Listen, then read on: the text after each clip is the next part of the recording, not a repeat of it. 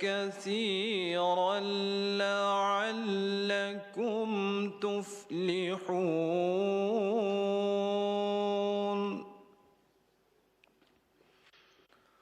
وأطيعوا الله ورسوله ولا تنازعوا فتفشلوا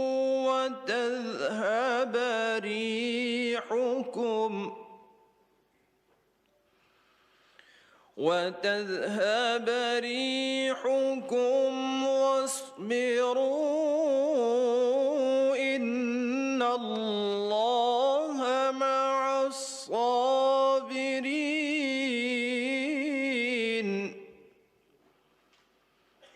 ولا تكونوا كالذين خرجوا من ديارهم بطرا ورئاء الناس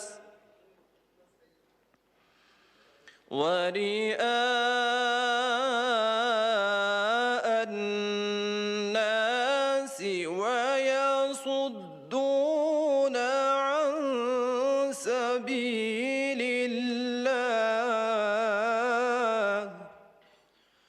والله بما يعملون محيط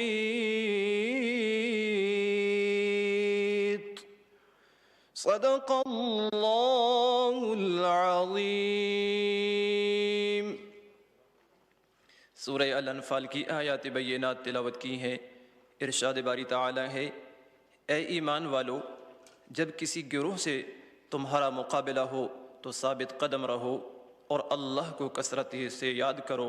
तवक्को है कि तुम्हें कामयाबी नसीब होगी और अल्लाह और उसके रसूल सल्लल्लाहु अलैहि वसल्लम की इताअत करो और आपस में झगड़ो नहीं, वरना तुम्हारे अंदर कमज़ोरी पैदा हो जाएगी और तुम्हारी हवा उखड़ जाएगी। सब्र से काम लो, यकीनन अल्लाह सब्र करने वालों के साथ है। और उन लोगों के से रंग ढंग इख्तियार न करो जो अपने घरों से इतराते और लोगों को अपनी शान दिखाते हुए निकले और जिनकी रविश ये है कि अल्लाह के रास्ते से रोकते हैं। जो कुछ वो कर रहे हैं वो अल्लाह की गिरफ्त से बाहर नहीं है। वमा अलैना इल्लल बलागुल मुबीन। हदीस नबवी सल्लल्लाहु अलैहि वसल्लम अन उक़बत बिन आमिर अल्लाहु अन्हु क़ाल समिअतु रसूलल्लाहि सल्लल्लाहु अलैहि वसल्लम व हुवा अलल मिंबर यक़ूल व अइद्दू लहुम मस्तताअतुम मिन क़ुव्वह अला इन्नल क़ुव्वतर रम्यु अला इन्नल क़ुव्वतर रम्यु अला इन्नल क़ुव्वतर रम्यु औ कमा क़ाल अलैहिस्सलातु वस्सलाम। हज़रत उक़बा बिन आमिर रज़ियल्लाहु अन्हु से रिवायत है कि मैंने रसूल करीम ख़ातमुन नबिय्यीन सल्लल्लाहु अलैहि वसल्लम से सुना, आप फरमाते थे जबकि आप मिंबर पर थे और काफिरों के लिए जिस कदर तुमको ताकत हो क़ुव्वत तैयार करो। ख़बरदार, क़ुव्वत से मुराद तीरंदाजी है। ख़बरदार, क़ुव्वत से मुराद तीरंदाजी है। ख़बरदार, क़ुव्वत से मुराद तीरंदाजी है। व आखिरु दाअवाना अनिल हम्दुलिल्लाहि रब्बिल आलमीन।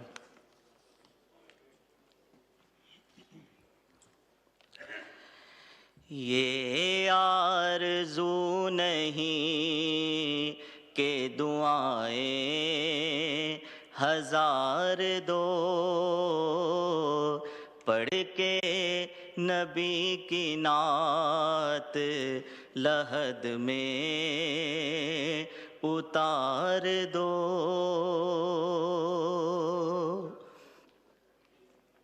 मेरे करीम मैं तेरे दर का फ़कीर हूँ। मेरे करीम मैं तेरे दर का फ़कीर हूँ, अपने करम की भीख मुझे बार बार दो। ये जान भी ज़हूरी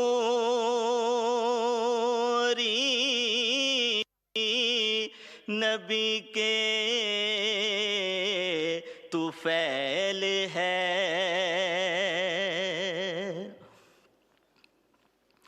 ये जान भी ज़हूरी नबी के तुफ़ैल है। इस जान को हुजूर का सदका उतार दो। पढ़ के नबी की नात लहद में उतार दो।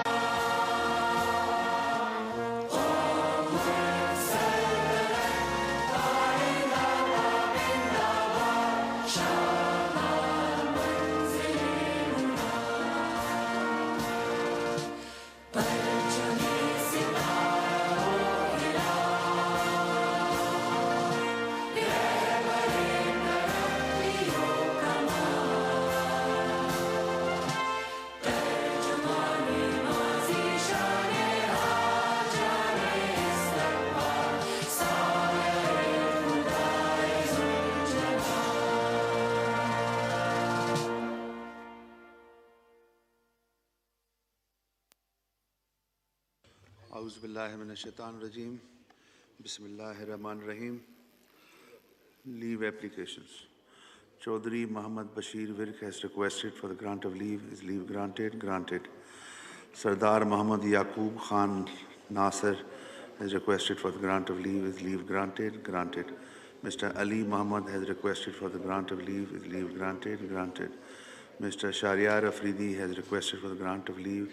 Is leave granted? Granted. Khan Muhammad Siddiq Khan Baloch has requested for the grant of leave. Is leave granted? Granted. Mr. Khurshid Ahmad Junejo has requested for the grant of leave. Is leave granted? Granted. Ms. Shazia Sobia has requested for the grant of leave. Is leave granted? Granted. Mr. Zulfikar Ahmad has requested for the grant of leave. Is leave granted? Granted. Mr. Jamshed Ahmad has requested for the grant of leave. Is leave granted? Granted.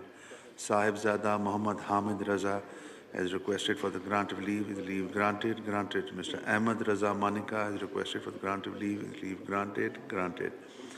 Muhammad Shabbir Ali Qureshi has requested for the grant of leave. Is leave granted? Granted. Makhdoom Zain Hussain Qureshi has requested for the grant of leave. Leave granted? Granted. जी ये item number 2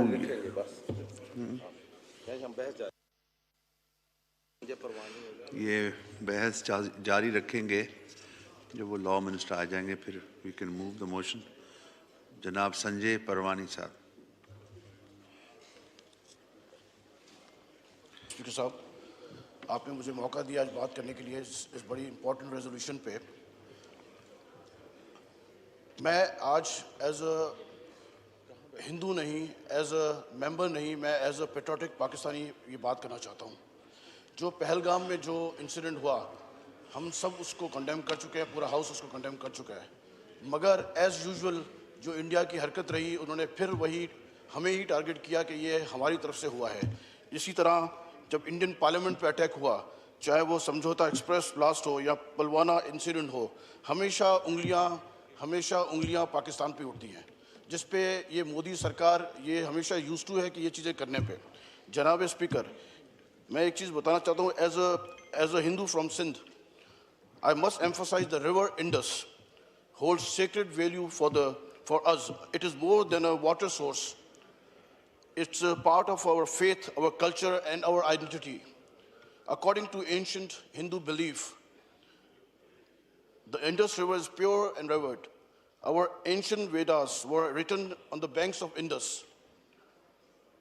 It is the site of rituals such as Pavitra, Sanan, Pitra Puja, and numerous other spiritual practices. India's aggression, therefore, is not only political, it is direct affront to the religious sentiments of the Hindu population of Sindh and Pakistan.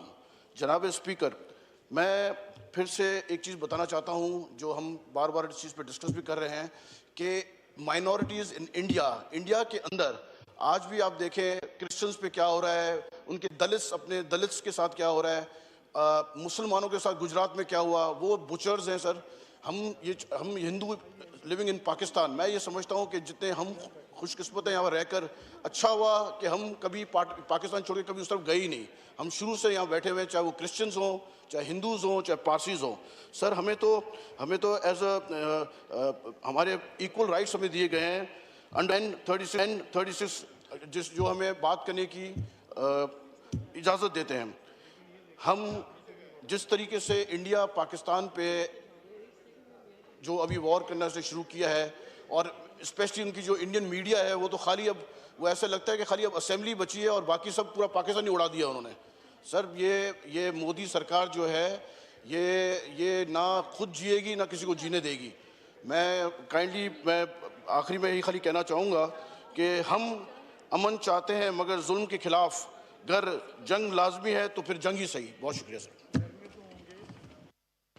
जी शुक्रिया। जनाब सादिक मेमन साहब।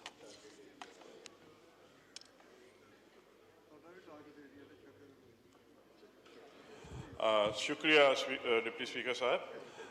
सबसे पहले तो मैं जो India ने ये एक बुज़दिलाना रात की तारीकी में हमला किया, हमारी मसाजिद में हमारे मासूम शहरियों को, बच्चों को शहीद किया गया, उनकी ख़ानदान वालों के साथ मैं दिली हमदर्दी का इजहार, लेकिन साथ ही साथ मैं अपने हवाई फौज, आर्म फोर्सेस, हमारी नेवल फोर्सेस और उन सबको मैं खराज तहसीन पेश करना चाहता हूँ कि तारीख़ में पहली दफ़ा इतने मॉडर्न जेट राफेल के साथ साथ उन्होंने 5 तैयारे शॉट डाउन कर दिए। सर ये सारा सिलसिला आपको जैसे इल्म है, ये पहलगाम अटैक के बाद शुरू हुआ। अब जब पहलगाम अटैक की बात करते हैं तो ये इंडिया का एक पैटर्न रहा है कि उन्होंने कभी भी इस मामले की कोई भी किसी किस्म का सबूत न पेश किया, न वो इंटरनेशनल मीडिया को वो मुतमईन कर सके, और ये उनका एक पुराना सोचा समझा फॉल्स फ्लैग ऑपरेशन था और उसके बहुत सारे सबूत आपको मिल सकते हैं। इसमें एक बहुत अहम बात मैं यहाँ पे करना चाहूँगा, जब बिल क्लिंटन साहब अमेरिकन प्रेसिडेंट इंडिया में 2000 में आए थे तो उस वक्त भी ऐसा ही एक वाक़या हुआ था। वहीं कश्मीर में छत्तीस सिंहपुरा में उस वक्त भी ये इल्ज़ाम पाकिस्तान पे लगाया गया था कि इसमें पाकिस्तान की इन्वॉल्वमेंट है, वो पाकिस्तान के खिलाफ सेंसर करवाना चाहते थे। बिल क्लिंटन साहब वो चाहते थे कि वो पाकिस्तान ना आए, लेकिन इन्वेस्टिगेशन में ये साबित हुआ कि ये इनका अपना होम ग्रोन नेटवर्क था जिसकी वजह से हुआ। और ये चीज़ बड़ी वाज़े तौर पर उनकी जो फॉरेन मिनिस्टर मैडलिन एल्ब्राइट थी, उन्होंने अपनी किताब the mighty and the almighty में उसके प्रीफेस में उन्होंने ये खुद लिखा है, बिल क्लिंटन साहब ने कहा था कि ये एक हिंदू जो शिद्दत पसंद है उनका एक होम ग्रोन ऑपरेशन था, जिस पे बाद में बड़ी वावेला की गई इंडियन मीडिया ने, और ये उसको निकाल भी दिया गया उस बुक से, लेकिन वो अभी तक सबूत मौजूद है।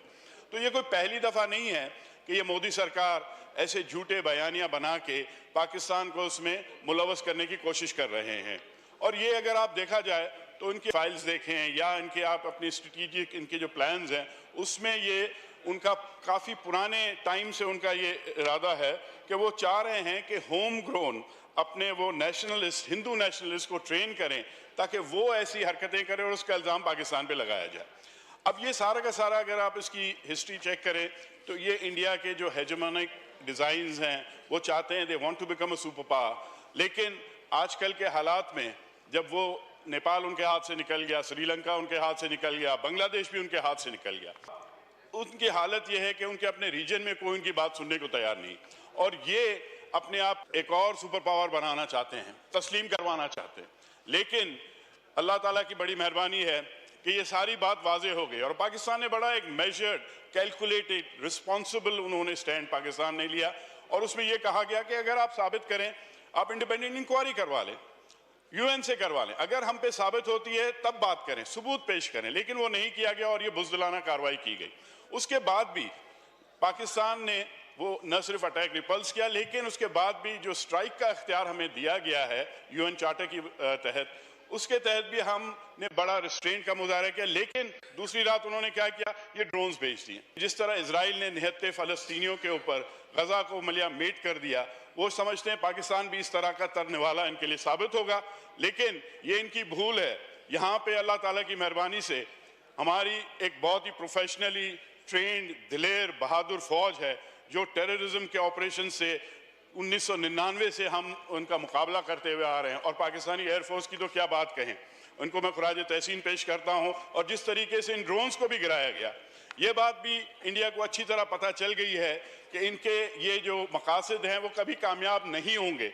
साथ में हम 24 करोड़ पाकिस्तानियों को जो अज़्म है, जो हमारा ईमान है शहादत का, मैं समझता हूं कि इस मज़मूम इनका जो मकसद है, इसमें भारत बुरी तरीके से नाकाम हो चुका है। लेकिन हमें भी जो इंडिया की जो ग्लोबल टेररिज्म को और पाकिस्तान के अंदर टेररिज्म को फाइनेंस जो ये लोग करते हैं, ट्रेन करते हैं, जैसे जाफर एक्सप्रेस का मामला हुआ, उसके अलावा टीटीपी, बीएलए अफगानिस्तान के थ्रू ये लोग कर रहे हैं। तो मैं समझता हूं कि हमें अपने फॉरेन जो ऑफिसेज हैं, हमारे जो मिशंस हैं, उनको और ज़्यादा एक्टिवेट करना चाहिए। हमें अपने चाहिए, पूरी दुनिया को उनका ये मकरू चेहरा दिखाना चाहिए। और इस सिलसिले में मैं कल रात देख रहा था, हमारे जो पाकिस्तानी सफ़ीर हैं ब्रिटेन में, मेरे ख्याल में फैसल साहब, तो उनका बड़ा ज़बरदस्त बयानिया था। मैं उनको भी, क्योंकि उन्होंने बड़ा अच्छे तरीके से पाकिस्तान का केस पेश किया, तो मुझे बड़ी खुशी भी हुई। और मैं समझता हूँ कि ऐसे ब्रिलियंट ऑफिसर्स हमारे पास मौजूद हैं, उनको एक्टिवेट किया जाए। इंडिया का बताया जाए कि किस तरह उन्होंने सिखों को जिस तरह टारगेट अमेरिका में, कनाडा में किया, और इवन पाकिस्तान में जिन्होंने उन्होंने 23 से ज़्यादा यहाँ पे लोग मारे हैं, जो कि रिपोर्ट्स में हैं, और ये फैक्ट्स हैं, फिगर्स हैं। जिस तरह से कश्मीर में वो कितने सालों से ये मजालिम बर्पा किए जा रहे हैं, आप उनके साथ समझौता एक्सप्रेस का वाकया देख लें। ये सारे फॉल्स फ्लैग ऑपरेशंस हैं जो कि भरपूर तरीके से साबित हो चुके हैं। और मैं समझता हूँ इसमें मैं अपने चेयरमैन बिलावल भुट्टो जरदारी साहब की स्पीच का भी ज़रूर हवाला दूंगा। एक बहुत ही ज़रूरी बात उन्होंने की कि हम इस तरह अलाउ नहीं कर सकते इंडिया को, जब भी वहाँ पे किसी भी किस्म का कोई भी टेरर का वाकया होता है, पाकिस्तान में होता है या इंडिया में होता है, कोई भी ऐसा स्प्लिंटर ग्रुप कर देता है। और अब इंडिया की स्ट्रेटजी है कि जी अब तो हम सबूत नहीं देंगे, हम जाकर कार्रवाई कर देंगे। क्यों भाई, हम ऐसे ही इनकी बातों पे हम हमेशा इसी तरह सब्र का मुजाहरा नहीं कर सकते। हमें भी इनको एक वाज़ेह पैगाम देना पड़ेगा। और मैं समझता हूँ चेयरमैन साहब बिलावल साहब की बहुत ज़बरदस्त किस्म की सजेशन थी कि आप एक ऐसा कमीशन बनाएं जिसमें इंटरनेशनल ऑब्जर्वर्स हों, पाकिस्तान के हों, इंडिया के हों, ताकि अल्लाह न करे आगे भी कोई टेरर का कोई वाकया दोनों ममालिक में कहीं हो तो उसकी फुल इन्वेस्टिगेशन की जाए और जो उसके रिस्पॉन्सिबल हैं उनको ये इल्ज़ाम दिया जाए। और हमें चाहिए कि हम अपने डेलीगेशन से और भी बाहर भेजें। अच्छा पाकिस्तान का हमारी फतेह होगी। पाकिस्तान जिंदाबाद।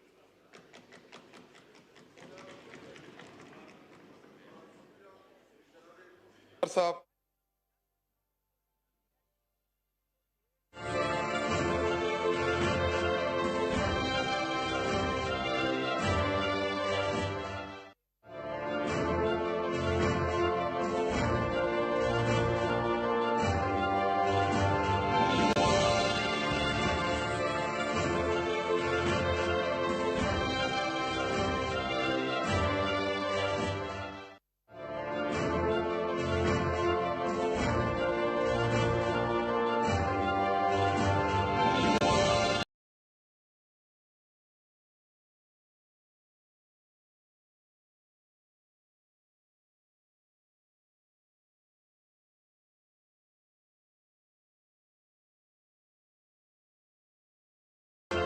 आपका कि आपने एक ऐसे मौजू पे मुझे बात करने का मौका अता फरमाया है, जो इस वक्त पूरी पाकिस्तानी कौम की आवाज़ है। और इससे पहले कि मैं बहुत सारी बातों को जवाब दूं, मेरा ख्याल है ये मौका नहीं है। ये वो मौका है जनाब स्पीकर, जिसमें हमने हर पाकिस्तानी की आवाज़ को यक ज़ुबान होकर अपने दुश्मन को एक मैसेज देना है। और मैसेज यही है कि शहादत है मतलूब व मकसूद व मोमिन, शहादत है मतलूब व मकसूद व मोमिन, न माले गनीमत न किश्वर कुशाई। मैं ये कहना चाहता हूं कि हिंदुस्तान जो एक मिनट मैडम, मैं ये कहना चाहता हूं कि दुश्मन ने रात की तारीकी में जो हमला पाकिस्तान पर किया, जनाब स्पीकर, ये कोई नई बात नहीं है। 1965 हो, 71 हो, पुलवामा हो, कोई मौका हो, इस बुज़दिल दुश्मन ने हमेशा पाकिस्तान पर रात की तारीकी पे हमला किया। और हम बचपन में देखा करते थे, जो कॉलेज स्कूल के अंदर ताकतवर बच्चा होता था, वो दूसरे बच्चों को कोशिश करता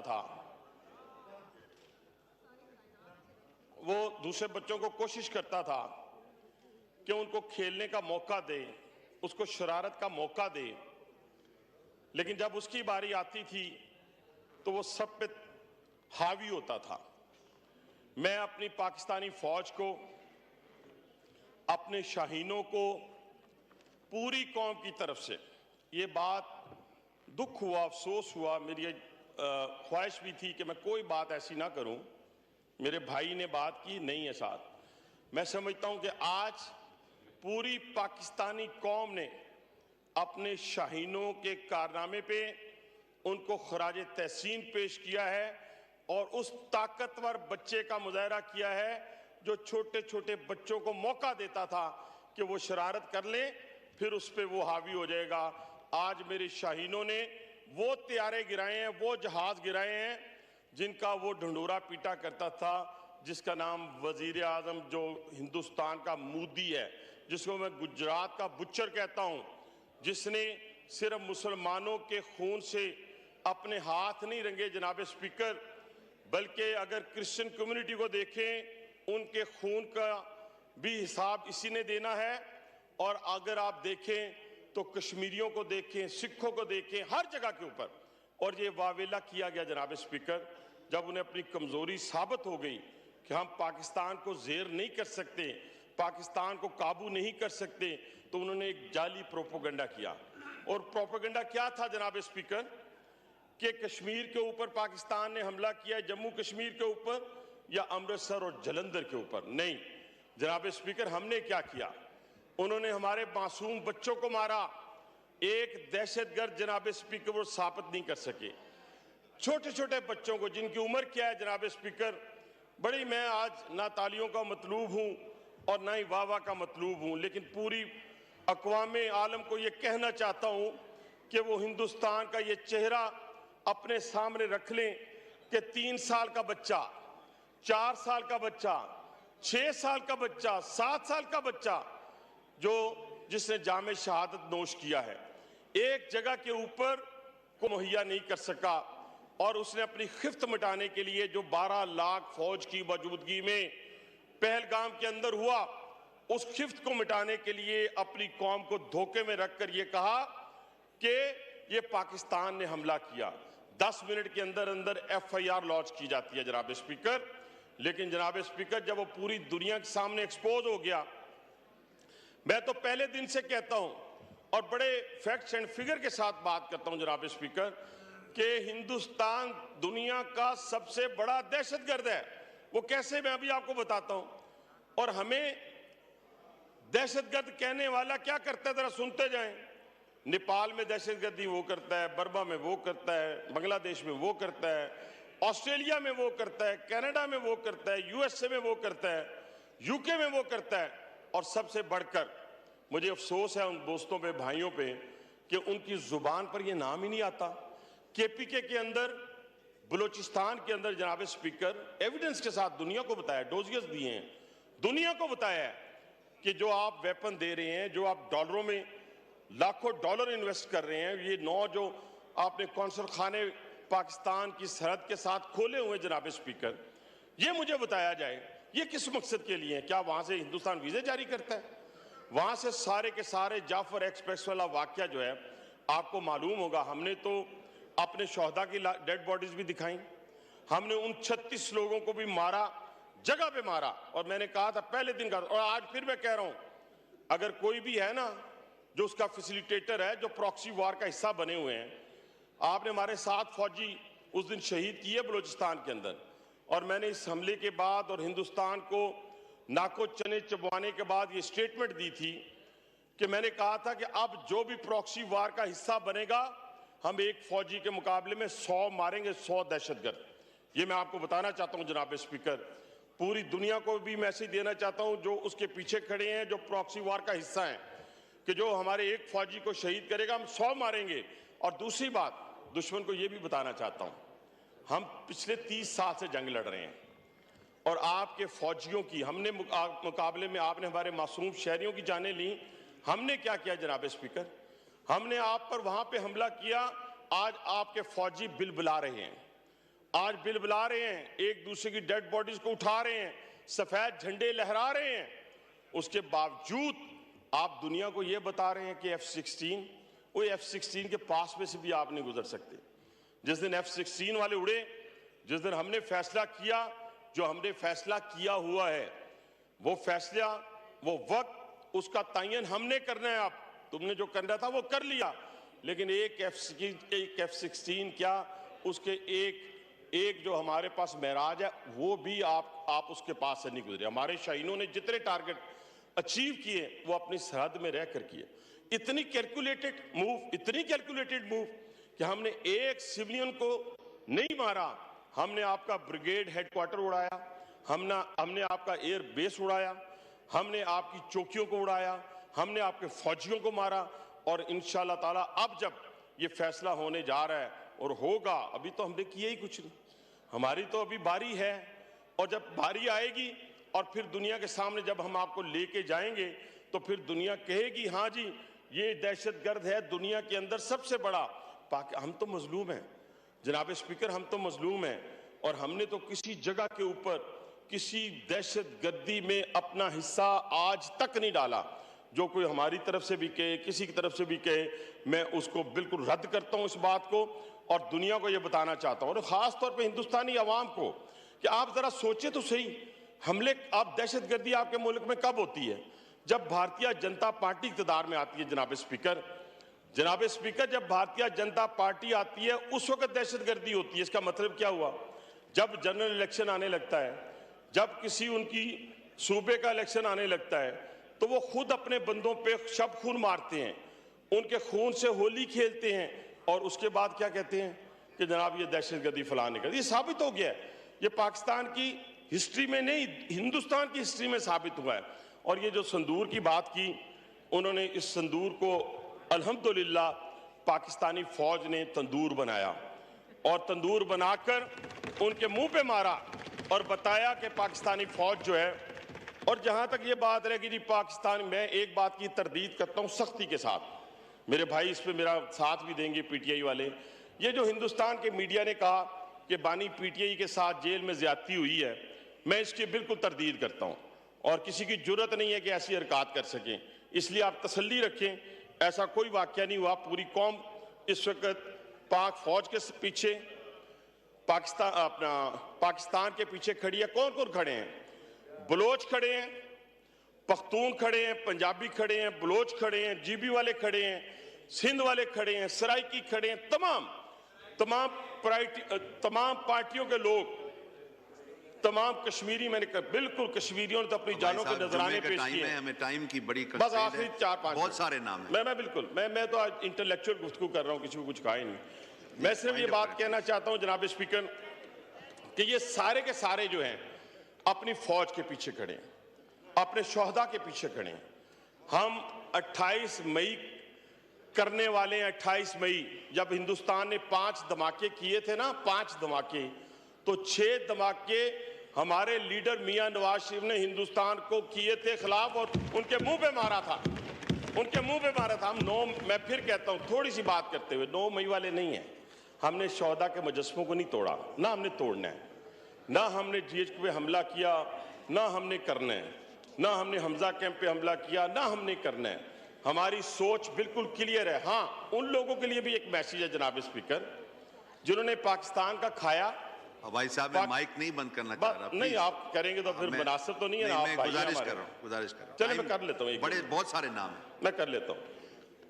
मैं ये कह रहा था, जिन्होंने पाकिस्तान का खाया, पाकिस्तान में बड़े हुए, पाकिस्तान की यूनिवर्सिटीज में पढ़े, पाकिस्तान की टिकट ली, पाकिस्तान के जहाज में सफर करके वो दुनिया में जाके भाग के चले गए, वहां जाके दियारे गैर से मदद ली, घर लिए, गाड़ियां ली, और वहां बैठ के पाकिस्तान की मुखालफत कर रहे हैं। ऐसे लोगों को, और जो इस वक्त इस पाकिस्तान में बैठकर फौज पे तनकीद करेगा, मुखालफत करेगा, वो गद्दारे वतन कहलाएगा। फतवा दे रहा हूं जनाब स्पीकर, गद्दारे वतन कहलाएगा। और गद्दारे वतन की पाकिस्तान में कोई जगह नहीं होगी। वो अपने लिए ढूंढ ले जिस जगह भी उसने जाना है। और जो बाहर बैठे हुए हैं उनके लिए भी ये पैगाम है, आप अगर ये हरकत और सकनात छोड़ें या ना छोड़ें, अब आपके मनसर है। इंशाअल्लाह ताला हम इस जंग से फारिग होंगे, आपको उसी तरह घसीट के लाएंगे जैसे हमने पाकिस्तान के दुश्मनों को पहले घसीटा है। और ये आपको इंशाअल्लाह किसी किस्म की गलतफहमी ना रहे। पाकिस्तान में हर चीज पे कंप्रोमाइज किया जा सकता है जनाब स्पीकर, लेकिन पाकिस्तान की किसी तौर के ऊपर, सरहदों के ऊपर, नजरियात के ऊपर कंप्रोमाइज नहीं किया जा सकता। मैं अपनी फौज को, अपने शाहीनों को, अपने नेवी के जवानों को, सबको खराज तहसीन पेश करता हूं, और अपनी फौज को कहता हूं कि इंशाअल्लाह पाकिस्तान की 24 करोड़ अवाम आपके पीछे है। इंशाअल्लाह वो वक्त दूर नहीं कि जब हम हिंदुस्तान को दंदान शिकन इंशाअल्लाह ताला जवाब देंगे। बहुत शुक्रिया। पाकिस्तान जिंदाबाद, पाक फौज जिंदाबाद। मौलाना मिसबाउद्दीन साहब। शुक्रिया जनाब।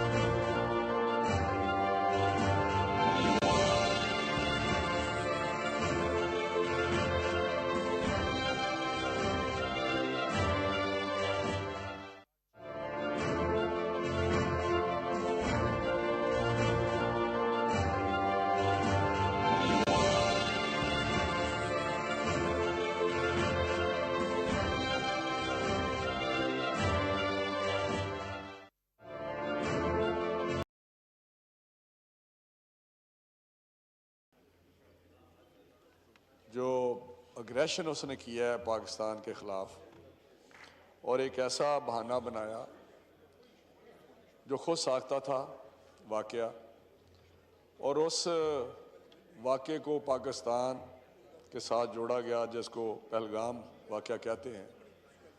वहाँ पे कुछ कैजुअल्टीज़ हुई जिसको दहशतगर्दी का नाम दिया गया। दहशतगर्दी वहाँ पे जिस तरह का हिंदुस्तान ने माहौल पैदा किया हुआ है मकबूजा कश्मीर में, जो 370A आर्टिकल का जो उसने अमेंडमेंट करके ड्रामा रचाया, नेक्स्ट किया मकबूजा कश्मीर को, ये मैं इसलिए कह रहा हूँ कि कुछ अरसे से हिंदुस्तान, ये किसी को कोई मुबालगा नहीं है कि हिंदुस्तान जब से पाकिस्तान माज़ वजूद में आया है उसको एक आंख भी नहीं बाता कि पाकिस्तान का वजूद कायम रहे। उसने हर मरले पे कोशिश की है, जब भी उसको मौका मिला है या मौका उसने क्रिएट किया है अग्रेशन का, उसने उस मौके को जाने नहीं दिया। मशरकी पाकिस्तान का वाक़या देखें, लेकिन हमारी अफवाज पाकिस्तान ने हमेशा उनके इस नापाक अज़ाइम को खाक में मिला दिया है। उनको हमेशा उनके अज़ाइम को फेल कर दिया है, और लेकिन कुछ अरसे से उसको ये जुर्रत होती गई, क्योंकि किसी वक्त अगर हम शुरू से स्टैंड लेते उसके ख़िलाफ़, जब मकबूजा कश्मीर को उसने एनेक्स किया है, या कश्मीर की वादी में उसने मासूम लोगों को, बेगुनाह लोगों को 7 लाख फ़ौज के ज़रिए खून बहाया उनका, वहाँ पे जिस तरह बर्बरियत तारी की हुई है, मैं समझता हूँ कि उस वक़्त हमें आवाज़ बुलंद करनी चाहिए थी। सिर्फ बैनुल कौमी फोरम पे सिर्फ जिक्र करके नहीं, हर तरीके से हमें आगे बढ़ना चाहिए था। और आहिस्ता आहिस्ता ये वाक़या हो गया कि पहलगाम का वाक़या करके उसने पाकिस्तान पे चढ़ाई करने की या हमला करने का ऐलान कर दिया। और आज मैं समझता हूँ कि ये इसराइल का एक गठजोड़ है हिंदुस्तान के साथ, बड़ा गहरा गठजोड़ है। उसने जिस तरह गज़ा में फ़लस्तीन पे एक जुल्म के पहाड़ डाले हुए हैं, मासूम लोगों को और बच्चों को, औरतों को, बूढ़ों को, वो उनको शहीद कर रहा है, और वहाँ पे आज खुराक तक बच्चों को, मासूम बच्चों को नहीं मिल रही। यही वो उसने मोदी को इस ट्रैप में, मैं कहता हूँ वो ट्रैप हुआ है मोदी इसराइल की एडवाइस से। भाई वहाँ इसराइल के पास तो नहते लोग थे फ़लस्तीनी, यहाँ आपका वास्ता पड़ेगा पाकिस्तान के साथ। पाकिस्तान वो मुल्क है जो अपने जहाद के जज्बे से सरशार है। जनाब स्पीकर, मैं आपको बताना चाहता हूँ कि मैं अभी जिक्र कर रहा था, हमारे ये मुश्ताक साहब हैं हमारे सेक्रेटेरिएट से, तो मैंने कहा कि मेरे हलके से बहुत सारे फ़ोन आ रहे हैं नौजवानों के कि हमें एनरोल किया जाए, हमें इनलिस्ट किया जाए, हम जाकर बॉर्डर पे लड़ना चाहते हैं।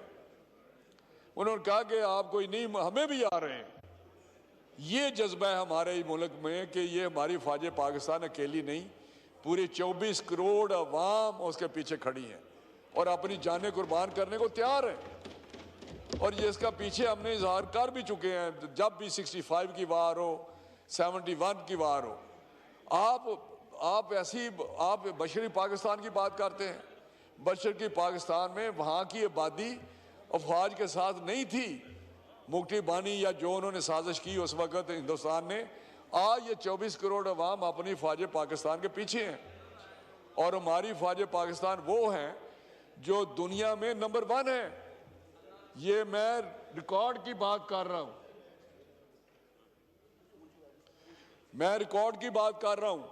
पिछले दिन एक पोल हुआ इंटरनेशनल लेवल, पूछा कि कौन सी अफवाज 10 नंबर उसने 1 1 2 3 4 करके आए, तो उसने कहा कि अफवाज सारी दुनिया की इसको नंबर लगाएं, कैटेगराइज करें। तो जब वो नंबर लगे मैंने खुद देखा तो उस पर नंबर 1 पाकिस्तान का था। ये पाकिस्तान का नहीं, ये बाहर की मैं बात कर रहा हूँ। और नंबर 2 अमेरिका का था और हिंदुस्तान का नंबर 6 था। ये हमारी फौज पाकिस्तान है जो प्रोफेशनली जो मानी हुई है। कोई पीस मिशन हो वहाँ पे वो उनका नाम होता है, सबसे ज़्यादा उनकी प्रोफेशनलिज्म वहाँ पे वो ज़ाहिर करते हैं, जो यूएन के तहत भी जाते हैं। तो आज वो पाकिस्तान जो इक्विप्ड है जज्बा जहाज से, जो इक्विप्ड है बेहतरीन टेक्नोलॉजी से, इक्विपमेंट से। मैं वहाँ पे डिफेंस प्रोडक्शन का मिनिस्टर रहा हूँ 5 साल, मुझे पता है कि किस किस्म का इक्विपमेंट है हमारे पास। आज JF-17 की जो बात करते हैं हम, J-10C की जो अपग्रेडेशन है J-10 की, उसकी बात करते हैं। हर बैच JF-17 का थंडर का जो अगला बैच होता है उसकी इतनी अपग्रेडेशन होती है कि आज मैं अगर उसकी स्टैंडर्ड की बात करूं तो F-16 से उसकी कैपेबिलिटी कहीं ज़्यादा है। और फिर ये कहते हैं जी हमारे पास इसराइल के ड्रोन हैं, हमारे पास राफेल हैं, हमारे पास मिसाइल हैं। लेकिन मैं उनको बताना चाहता हूं वो एक बात है कि it is not the gun, it is the man behind the gun. इस असले से कुछ नहीं होगा। यही राफेल थे, वो कहते हैं, फ्रेंच कहते हैं जो इसके जो फैक्ट्री है मैन्युफैक्चरर, वो कहते हैं ये राफेल की हिस्ट्री में पहला हमारा ये गिरा है, पहला तबाह किया है। और वो भी तुरा इम्तियाज़ हमारी शहीदों के नाम आया है। अभी 2019 में जिस तरह इनकी एयरफोर्स लड़खड़ा गई थी, उनको हमारी कैपेबिलिटी का पता है। लेकिन अगर वो समझते हैं कि इस टूटा से वो अपना पॉलिटिकल कोई मोटिव निकालेगा, इलेक्शन होने हैं उसके बाहर में या दूसरी 1-2 स्टेट में, तो उसकी बड़ी गलतफहमी है। ये उसका रूज, ये उसका गरूर मोदी का खाक में मिल चुका है। जब भी कोई मुश्किल किसी पे जो सवाल आता है तो वो कहता है ना, गीदड़ का जो शामत आती है तो वो शहर का रुख करता है। उसने पाकिस्तान को फिर एक दफ़ा छेड़ा है।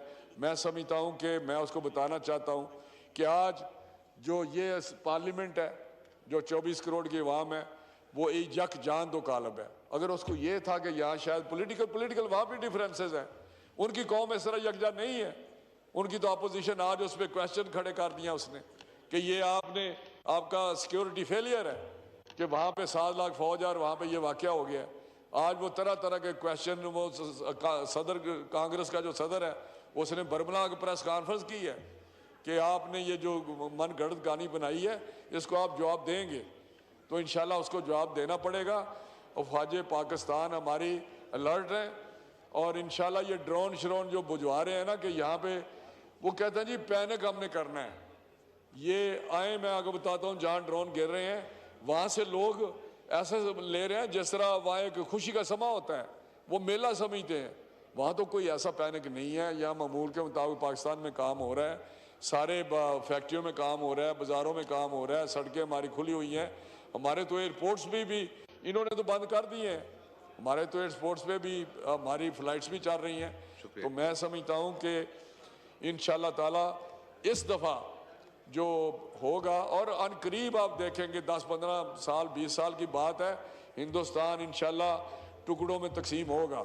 हमारी सिख बरादरी है, हमारा उनके साथ बड़ा गहरा तल्लक है। हमारे यहाँ गुरु नानक उनके जो हैं, हम उनकी इज़्ज़त एहतराम करते हैं। उनके जो जितने भी यहाँ पे वो उनकी इबादत के गाहें हैं उनको हमने बेहतरीन करतारपुर हो, ननकाना साहब हो, या हमारे मकबूजा कश्मीर में जो हमारे भाई हैं, हमारे मुसल भाई हैं, हमने उनकी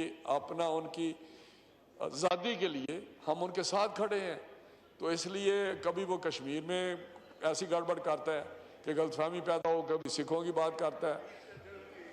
तो पाकिस्तान शुक्रिया। इस वक्त इंशाल्लाह ताला मोदी को बताएगा। ये हम मोदी की बात करते हैं, ये हिंदुस्तान की बात है। चाहे वो इंदिरा गांधी हो, चाहे वो राजीव हो, कांग्रेस हो, बीजेपी हो, लेकिन वो सब पाकिस्तान के दुश्मन हैं और हिंदुस्तान को हम आखिर में मैं कहूँगा कि हिंदुस्तान 1 अरब 40 करोड़ की आबादी है, उसको उनकी ज़िंदगियों में तलखी ना लाए, उनकी ज़िंदगियों में खराबी मत पैदा करे, उनके सोचे, उनकी पॉवर्टी दूर करे, उनकी एजुकेशन सेहत का ख्याल करे। हमारे 24 करोड़ अवाम है, हमारी आज क़यादत ऐसी संजीदा क़यादत है, रिस्पॉन्सिबल क़यादत है, जो इंशाअल्लाह ताला रिस्ट्रेंट शो कर रहे हैं। लेकिन जवाब जो हम देंगे, जो कल ISPR ने कहा है कि फिर दुनिया देखेगी जवाब हम किस तरह देते हैं इंशाअल्लाह ताला, और जवाब देंगे, ये हर सूरत हिसाब हम चुकाएंगे अल्लाह ताला के फजल से। शुक्रिया। हाजी रसूल बख्श चांडियो साहब जी, मेम्बरान तशरीफ रखें प्लीज। शुक्रिया स्पीकर साहब। Order in the house. Maksi साहब आप तशरीफ रखें, तो वो ऑनरेबल मेंबर बोलना चाह रहे हैं, आप उनके सामने खड़े। बिस्मिल्लाहिर्रहमानिर्रहीम। शुक्रिया स्पीकर साहब, आपने मुझे मौका दिया। मेरी ये गुजारिश है कि मोदी ने जो दहशतगर्दी फैलाई, जाफर एक्सप्रेस, पहलगाम, सेंतास मुआहदे के झूठे इल्ज़ाम लगाए, उसको अपनी मुँह दिखानी पड़ी, और रात के अंधेरे में मस्जिदों पे और हमारे बच्चों पे हमले किए, उसको ये दहशतगर्दी जो फैलाई, इसको हमारी पाक फ़ौज के सिपह सालार और हमारे तमाम इदारे जो हैं पाक अफवाज के, हमारे सिपह सालार ने उसको ललकार के, दबा के उसको जवाब दिया। अब मोदी की पतलून गीली हो गई है, और इंशाअल्लाह ताला हमारी पाक फ़ौज जो है और मोर्चों पे आगे खड़ी है। हमारी जो पाकिस्तान की कौम है, पाकिस्तान के जो बच्चे हैं, बूढ़े हैं, नौजवान हैं, माएँ हैं, बहनें हैं, पाकिस्तान के अफवाज के साथ है। इंशाअल्लाह ताला हम पाकिस्तान पे आंच नहीं आने देंगे, और इंशाअल्लाह हमारी फ़ौज के साथ हम अगले मोर्चों में हम आगे होंगे। इंशाअल्लाह ताला हमें ज़रूरत पड़ी तो हम बदन पे एटम बम भी बांध के उनके टैंकों के आगे आएंगे, पाकिस्तान का दिफा करेंगे। इंशाअल्लाह ताला पाकिस्तान को आंच आने नहीं देंगे, और जो भी इधर बात हो तो पाकिस्तान की हो, पाकिस्तान के दिफा की हो, नहीं किसी की हो। हर एक अपना अपना रोना धो रहा है, तो ये हुआ है, ये हुआ है। अरे ऐसे अमाल नहीं करो तो ऐसे आपको मौत दिखानी नहीं पड़े।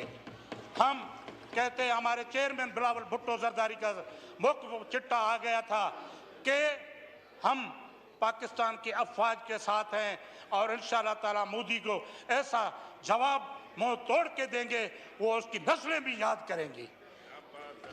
पाकिस्तान जिंदाबाद, पाकिस्तान अफवाज जिंदाबाद। जिए भुट्टो। शुक्रिया। सनाउल्लाह मस्ती खेल साहब।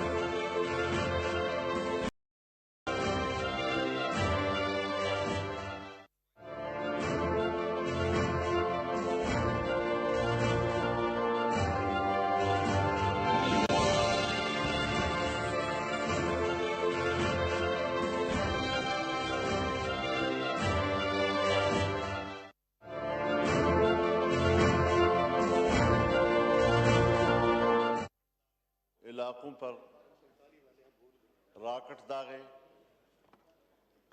हमारे भाई शहीद हुए, बहनें शहीद हुई इसमें। लेकिन पाकिस्तान की फ़ौज ने चाहे बर्री अफवाज हों चाहे फ़ज़ाई अफवाज हों, उन्होंने जिस बहादुरी के साथ और जिस खूबसूरत हिकमत अमली के साथ दिफा किया है, मैं इन हालात में उन्हें खिराज तहसीन पेश करूँगा।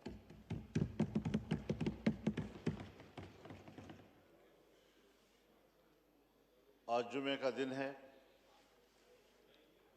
जमीयत उलमा इस्लाम ने पूरे मुल्क में आज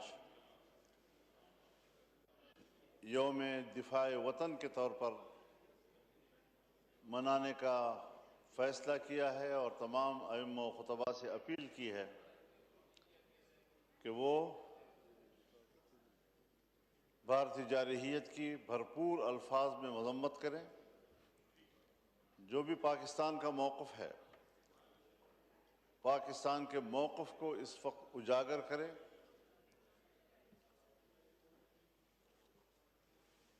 और कौम को मुत्तहिद होने का दर्स दें। इसी हवाले से इंशाअल्लाह 11 मई को पेशावर में मिलियन मार्च होगा, बहुत बड़ा, जहां पाकिस्तान के अवाम भरपूर तौर पर अपनी यकजहती का इजहार करेंगे और पाकिस्तानी मौक़िफ़ को उजागर करेंगे। और फिर 15 मई को कोयटा में इंशाअल्लाह मिलियन मार्च होगा और पूरे बलूचिस्तान का अवाम उसमें अपनी यकजहती का इजहार करेगा। हुकूमत ने अभी हाल ही में कहा है कि नौजवान नाम लिखवाएं शहरी दिफा के लिए। अल्हम्दुलिल्लाह हमारे पास अंसारुल इस्लाम का शोबा मौजूद है और हमने अपने अंसारुल इस्लाम के शोबे को शहरी दिफा की जिम्मेदारियों की हिदायत दे दी हैं।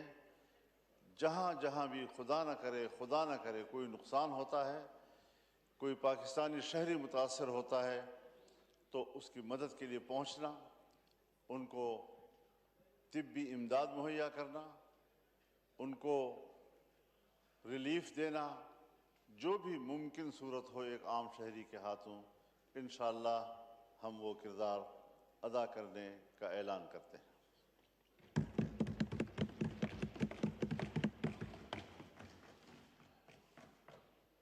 हिंदुस्तान ने हमारे मसाजिद को निशाना बनाया है, मदारस को निशाना बनाया है और मैं पूरे ऐवान को ये यकीन दिलाना चाहता हूँ कि आज अगर पाकिस्तान की दिफा में सफ़ अव्वल पर पहले मोर्चे में अगर कोई लड़ रहा है या लड़ने का अज़्म रखता है, तो वो आपके दीनी मदरसे का नौजवान है जो बैनुल अक़वामी दबाव में भी रहता है, हुकूमत पाकिस्तान के दबाव में भी रहता है। मैं ये तजवीज़ करूँगा कि इस तसादुम का सिलसिला अब ख़त्म होना चाहिए और मदारस के हवाले से जो कमिटमेंट्स आपने की हैं, जो कानूनसाज़ी आपने की है, मेरे खड़ा हूँ तो फिर आपको भी मेरे साथ एक सफ़ में खड़ा होना होगा। ताउन वो दो तरफ़ा मुआवनत का नाम है, एक तरफ़ा मुआवनत का नाम नहीं है। हम अपने ताउन और शाना बशाना लड़ने का ऐलान कर चुके हैं। पता नहीं आप दीनी मदारस को कब अपने पाकिस्तानी समझेंगे और कब पाकिस्तानी के तौर पर आप उनके साथ रवैश इख्तियार करेंगे।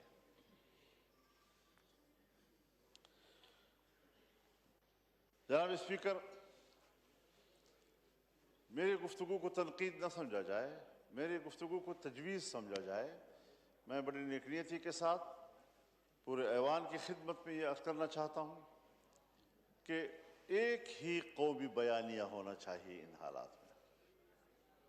भांत भांत की बोलियाँ, फिर आज सोशल मीडिया है, हर शख्स आज़ाद है जो चाहे कहे, ये इसकी मैं हौसला शिकनी करूँगा और ये ज़रूर कहूँगा कि ये जंग है। जंग में फूल नहीं बखेरे जाते, जंग में आग बरसती है। और ये मैं नहीं कह सकता कि हमारी इस जंग की सतह क्या है। क्या सिर्फ हम एक दूसरे को धौंस धमकियों तक महदूद रखना चाहते हैं? हम छोटी मोटी कार्रवाई करके और बस यहाँ तक रखना चाहते हैं? इससे आगे बढ़ना चाहते हैं? क्या हम कश्मीर की सरजमीन आज़ाद करा सकेंगे? इसमें हम कुछ पेशरफ्त उसमें कर सकेंगे? ये सारी हिकमत अमली हुकूमत के ऐवानों में जहाँ बनती है ये वही बता सकेंगे। और मैं हुकूमत से या इस्टेब्लिशमेंट से ये मुतालबा भी नहीं कर रहा कि आपकी जंगी हिकमत अमली क्या है, क्योंकि जंग लड़ने वाला ख़ुद अपनी जंग की हिकमत अमली उस वक्त के लिए ख़ुद बनाया करता है, और उसमें अगर उसको अफशा किया जाए, उसको पब्लिक किया जाए, तो उसके नुकसानात भी हुआ करते हैं। लेकिन सियासी लेवल पर हम कहाँ खड़े हैं, हमें इस पर ज़रूर गौर करना चाहिए। हमारी इस वक्त तक कोई सफारती मिशन बाहर नहीं है, हम सिर्फ टेलीफोन पे बातें कर रहे हैं। इन हालात में हमारे सफारती मिशन बाहर होने चाहिए थी, मुल्कों का दौरा उनको करना चाहिए था। हमें चाइना को बड़ी मजबूती के साथ एंगेज करना चाहिए था, हमें सऊदी अरब को एंगेज करना चाहिए था, हमें ईरान को एंगेज करना चाहिए था, हमें मुत्तहिदा अमारात को एंगेज करना चाहिए था, हमें अफ़गानिस्तान को भी एंगेज करना चाहिए था। हमने अपने पड़ोसी ममालिक में भी आज तक वो सफारती सरगर्मियाँ नहीं दिखाई हैं कि जो इन दिनों का हक है। तो इस हवाले से क्या हमें बताया जा सकेगा कि पाकिस्तान की इस वक्त तक सफारती जो कोशिश है वो क्या है, किस हद तक हैं, और पाकिस्तान की कौम को वो इस हवाले से किस हद तक मुतमईन कर सकते हैं? कम अज़ कम मैं बहैसियत रुकन पार्लिमान के इस वक्त तक मैं सफारती सरगर्मियों के बारे में मुतमईन नहीं हूँ।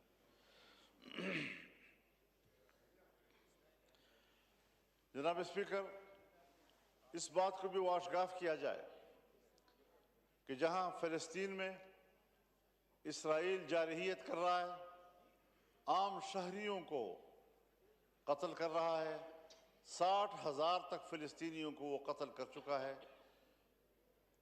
गज़ा मुकम्मल तौर पर ख़त्म हो चुका है, लोग बेघर हैं, कैंपों में जाते हैं तो वहाँ पर भी बमबारी। और आज शायद वज़ीर दिफा साहब हमें बेहतर बता सकेंगे कि क्या इसराइली दिया हुआ असलहा आज भारत पाकिस्तान के खिलाफ इस्तेमाल नहीं कर रहा है।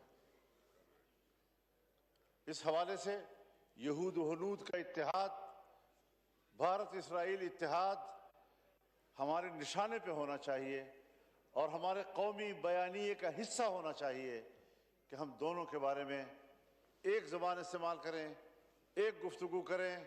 जब उसमें तफावत आता है तो फिर आम आदमी के अंदर सवालात पैदा होते हैं।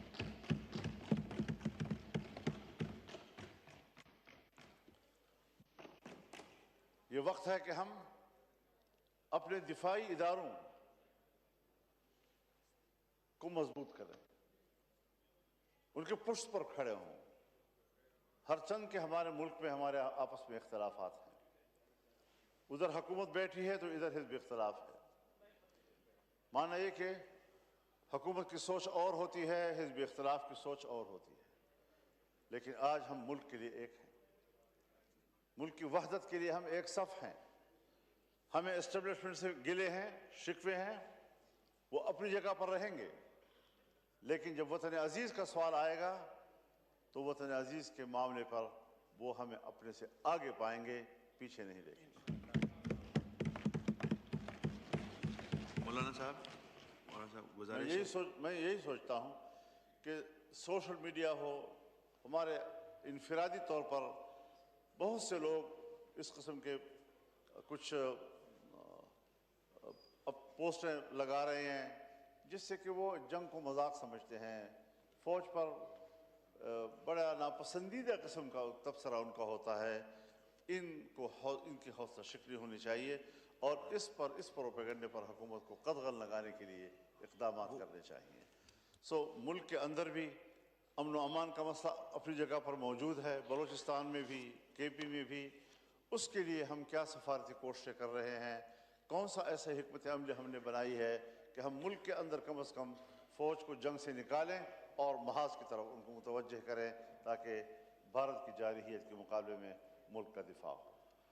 हमने क्या जवाब दिए हैं उसको आज तक उनकी जारहियत के, अभी तक कौम पर कोई ज़्यादा वाज़ेह नहीं है। हमने उसके मुकाबले में उनका क्या नुकसान किया है, अब तक कौम पर ये बातें वाज़ेह नहीं हैं। तो हमारे वज़ीर दिफा साहब माशाअल्लाह इस वक्त तशरीफ़ फरमा हैं, पीपल्स पार्टी के हमारे अकाबिरीन भी मौजूद हैं, हुकूमत के लोग भी आज मौजूद हैं। किसी को तो अपना दुखड़ा कुछ सुनाने का मुझे मौका मिल गया, तो इस ऐवान को ज़रा संजीदा लेना चाहिए। आज के वक्त में भरपूर हमारी यहाँ पर नुमाइंदगी होनी चाहिए, वज़रा की यहाँ मौजूदगी ज़रूरी होती है।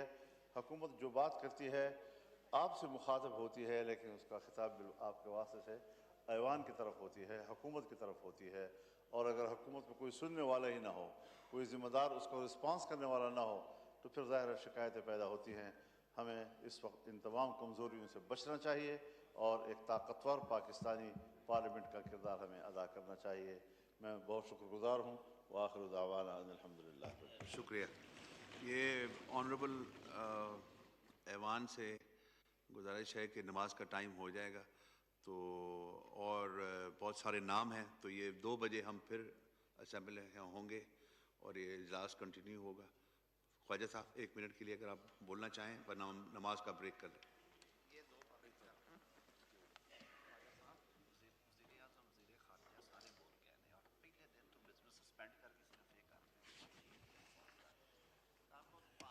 बिस्मिल्लाहिर्रहमानिर्रहीम।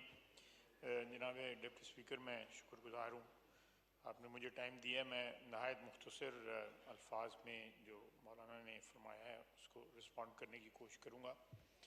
पहला तो माजरत ख़्वाह हूँ, उस दिन जब फ्लोर आपने दिया मौलाना को, तो मैं तो नमाज़ पढ़ने के लिए असर की गया, वापस आया तो मौलाना एहतियाज करके नाराज़ होकर चले गए थे। बहरहाल मैं उनसे अपोलोजाइज़ करता हूँ कि उस वक़्त हुकूमत के बेंचों पे जो हाज़री होनी चाहिए थी जब वो ख़िताब कर रहे थे वो नहीं थी। मैं 2-3 चीज़ें पर्टिनेंट हैं जो उन्होंने अपनी तकरीर में जिनको मेंशन किया है।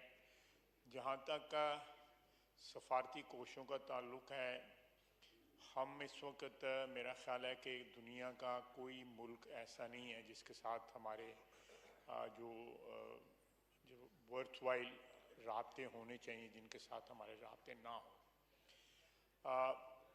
डेली बेसिस पे हमारे जो भाई हैं गल्फ़ में, अरब गल्फ़ में, उनके साथ हम राब्ते में हैं। जो फॉरेन मिनिस्टर हैं ईरान के, वो 2 दिन पहले यहाँ पे आए, उनके साथ एक पूरा दिन जो है मुख्तलिफ़ ऑप्शंस के ऊपर डिस्कशन होती रही। इसी तरह हमारे फॉरेन मिनिस्टर साहब जो नायब वज़ीर आज़म भी हैं, उनका तकरीबन UAE और सऊदी अरेबिया के साथ और कतर के साथ डेली बेसिस के ऊपर राब्ता है। चाइना के साथ भी डेली बेसिस के ऊपर राब्ता है।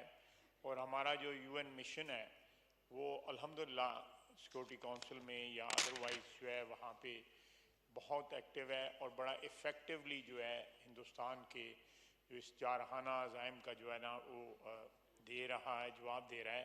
लेकिन बिल्कुल मौलाना ने सही फरमाया कि इन सफारती कोशिशों को और ज़्यादा तेज़ करके उनको इफ़ेक्टिव करने की ज़रूरत है। ऑलरेडी उसके नताइज सामने आ रहे हैं कि अभी तक स्वाय हल्की फुल्की 1-2 मुल्कों ने जो है वो हिंदुस्तान की हमायत की है, बाकी सारी दुनिया या न्यूट्रल खड़ी है और कुछ हमारे दोस्त जो हैं वो बिल्कुल क्लियर कट जो है ना पाकिस्तान के साथ इस वक्त शाना बशाना खड़े हैं जो है। और तुर्किया और चाइना और आज़रबाईजान जो है वो बड़ा डिक्लेयर करके पाकिस्तान की हमायत करके सामने आ चुके हैं। लेकिन इस वक्त हिंदुस्तान के साथ उसके करीब तरीन हलीफ जो हैं वो भी नहीं खड़े जो है। इजराइल है, इजराइल का उसके साथ खड़ा होना एक फितरी अम्र है। वो दोनों दुश्मन हैं, इस्लाम दुश्मन ममालिक हैं। उनकी वो इस्लाम दुश्मनी में, मुसलमानों की दुश्मनी में, मुसलमान रियासतों की दुश्मनी में वो इकट्ठे हैं। और मेरा ख्याल है कि ये उनका इत्तेहाद जो है वो उनकी असल शक्ल जो है या उनके अज़ाइम जो है उसको वो सामने हमें हमारे लेके आता है। जहाँ तक मदारस के स्टूडेंट्स का ताल्लुक़ है, इसमें कोई शक नहीं है कि वो हमारी एक सेकंड डिफेंस लाइन है। वहाँ पे नौजवान जो पढ़ते हैं अल्लाह के फजल से वो दीन के साथ भी जो है आरास्ता हैं और उसके साथ जो है वो उनके जो वक्त ज़रूरत जो है, जिस तरह उन्होंने फरमाया कि उनको शहरी दिफा के लिए या दूसरी ज़रूरतों के लिए जो है ना बिल्कुल 100% इस्तेमाल किया जा सकता है।